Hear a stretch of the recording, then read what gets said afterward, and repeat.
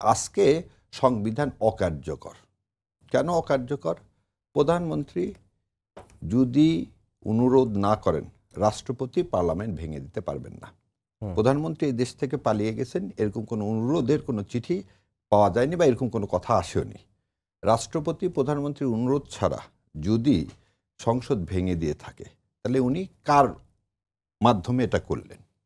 দ্বিতীয় কথা, উনি অন্তর্বর্তীকালীন সরকার ব্যবস্থা এই সংবিধানে নাই।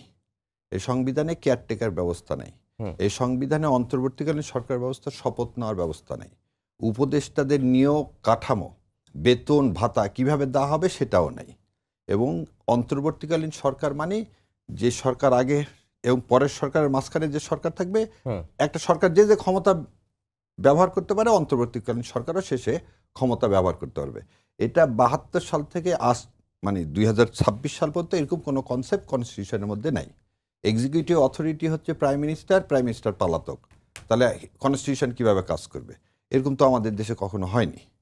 সংসদের সমস্ত মেম্বাররা পালাতক। তাহলে সংসদ কি হচ্ছে? একটা যদি সংসদে আপনি 90 দিন কন্টিনিউয়াস অনুপস্থিত থাকেন, তাহলে আপনার সংসদ সদস্য পদ বাতিল হয়ে যাবে। তো ধরে নিলাম আমি সেই ক্ষেত্রে সংসদ, তাহলে সাংবিধানিক আদালতগুলো কিভাবে চলছে? বলতেছি আপনাকে। প্রথমে বলে নিছি একটু আগে, একটা অলিখিত সংবিধানের আন্ডারে আমরা না, এখানে প্রশ্নটা এখানেই আসে। আপনি যখন এর আগে রাষ্ট্রপতিকে দিয়ে আর্টিকেল 93 অনুযায়ী অধ্যাদেশ জারি করালেন, আবার যখন জুলাই আদেশ জারি করলেন, তখন ওই আর্টিকেল 93 প্রয়োগ করলেন না। মানে কখনো সংবিধান মানছি, কখনো মানছি না। এবং আপনার এই কথাকে আমি সমর্থন করি, এটা গোজামিল হচ্ছে এবং এটাকে মেনে নিতে হবে। আপনার সত্যকে সত্য বলতে হবে। এই সরকার প্রথম দিন থেকে ভুল করে যাচ্ছে এবং আজও ভুল করতেছে, আজও ভুল। এবং যত পণ্ডিতরা আছেন, সে পণ্ডিতেরা কনস্টিটিউশনটা ভালো করে দেখতেছেন, নিজের অবস্থানটাকে আজ পর্যন্ত পরিষ্কার করতে ব্যর্থ হচ্ছেন। হয় বলো সংবিধান আছে, না হলে নাই। না হলে বলো যে এই অংশে আছে, এই অংশে নাই।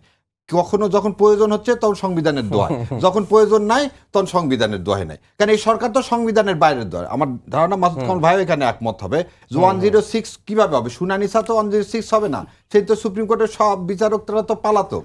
এখন যদি কেউ ভবিষ্যতে এটা নিয়ে তো শুনানি চলতেছে, শোনেন, এগুলো তিক্ত অভিজ্ঞতা হয়ে যাবে জাতির স্বার্থে।